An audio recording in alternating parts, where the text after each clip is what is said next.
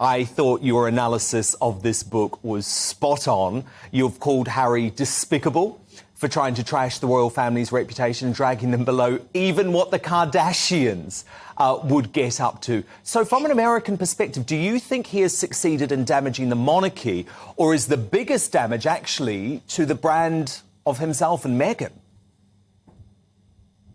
Without question, to himself and Meghan. I think that Americans were split 50-50 maybe a couple of months ago when it came to Harry and Meghan. But the problem is that they can't close their mouths and they just keep talking, and it seems more and more petty. I mean, I was early on this. When Meghan and Harry were still in the royal family and living at Frogmore, I wrote an open statement on Twitter, which you can go back and look, that she was going to end up back in the United States and in Los Angeles because I just saw her coming. She's a D-list actress, and all she's ever wanted to do is be invited to A-list events.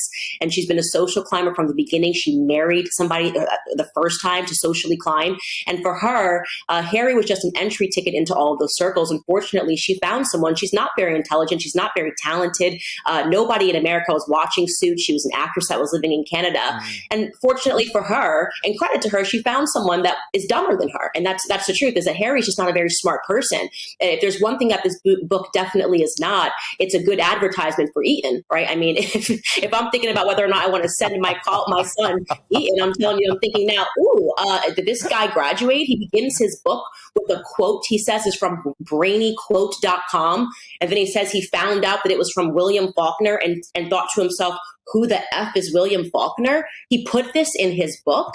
It instantly lets you know how non-academic he is. And so you feel bad for him only because I do believe that he is a victim of his own stupidity. And I mean that, and I'm saying heartfelt, just so you know. That is the best case scenario, is that Harry is a victim of his own stupidity. And he's also tremendously privileged. And when I read this book, I just said the new title, it should either be Spite or Privileged. He actually believes that the things that he has lived through has rendered him a victim. He thinks, he goes in this prologue, he starts talking about attending, I believe, Eton College. I think it was the prologue. And he sort of recounts this story about how William said to him that he didn't want to hang out with him at school at Eton. That has happened in every family in the entire world. Siblings don't want to hang out with each other in school. You're trying to distance yourself from your siblings so you can establish yourself as a person. It doesn't make Harry a special individual. It makes him regular. That he had the nerve to put into his book that while living in Balmoral Castle, an actual castle, he details it has 50 rooms. And his gripe is that he had to share a room with William and that he got the bad half of the room. In a castle with 50 rooms. Is this supposed to be relatable? It's not very relatable. Every person under the sun, as a younger sibling, forget being the heir or the spare, understands that the older sibling is afforded certain privileges, like the bigger room. That happens in households all across the world. But Harry actually believes that this is some slight against his childhood. Candace Owens is no stranger to controversy.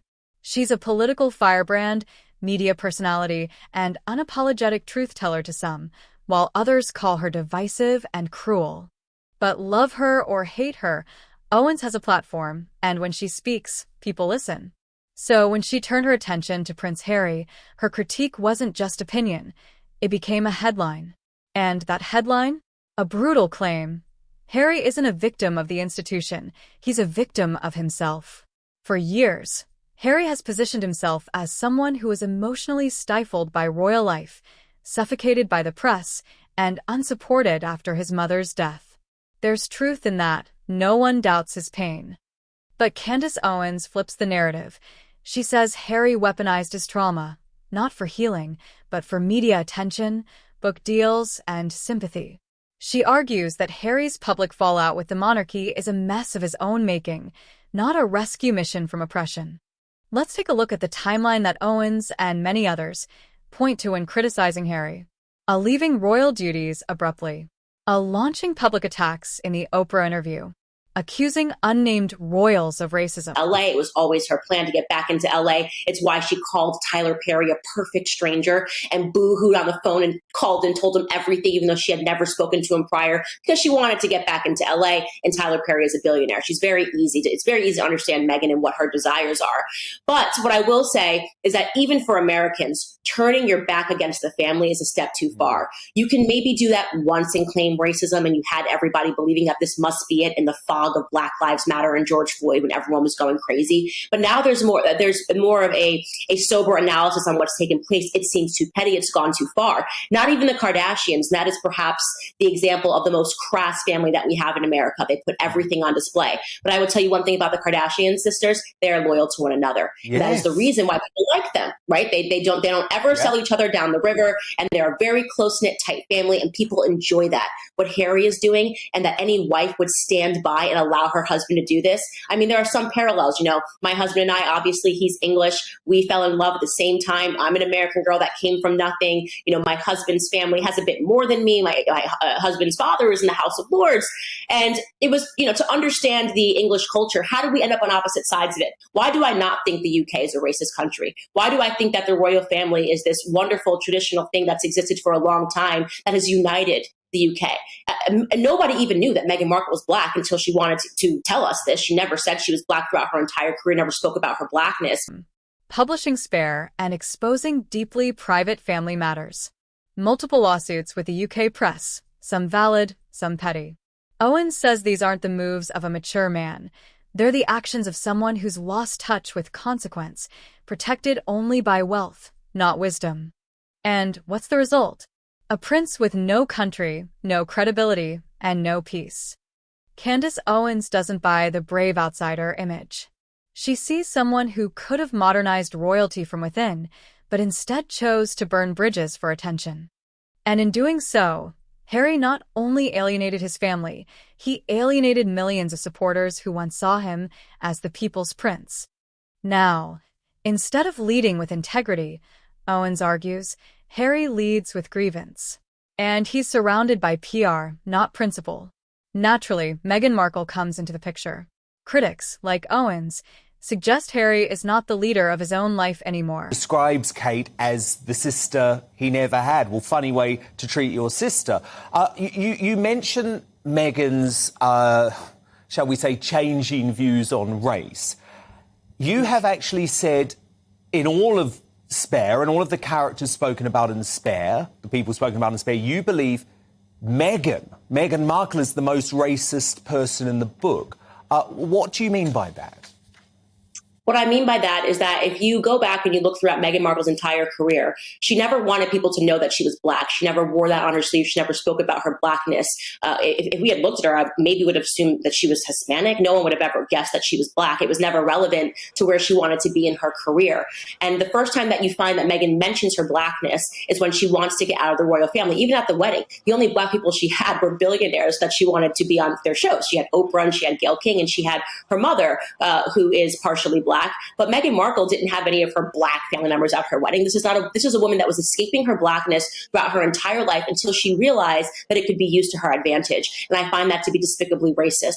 When you say the only value that being Black has to me is when I can use it to get ahead and to climb the social ladder, and that's when I'm going to mention it, and I'm going to use it as a shield so you can't say anything because I'm Black, and how dare you speak about a Black person in a negative way, because she realizes that I don't have to face any critiques. I'll just call it racism, and then everyone will have to excuse my behavior. I find that to be despicable. It's a very bad view of Black Americans to have, and I want to be clear that it's not the way that most of us think. And so I'm so disgusted. Now she's done a 23andMe because she wants people to know what percentage of Nigerian she is. She suddenly became interested in knowing what percentage of Nigerian she was at the ripe age of 41 years old. I mean, do me a favor, spare me, Harry, spare me.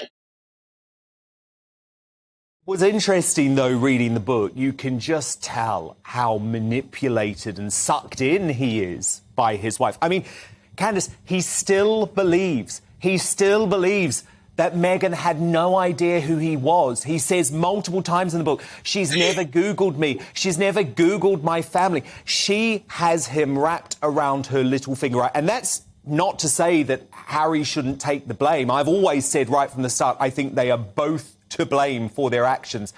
But a follower in Meghan's Hollywood-driven strategy. But even Owens makes it clear, this isn't all on Meghan. Harry made his own choices. He chose to speak, to publish, to alienate. And in her words, he's smart enough to know better.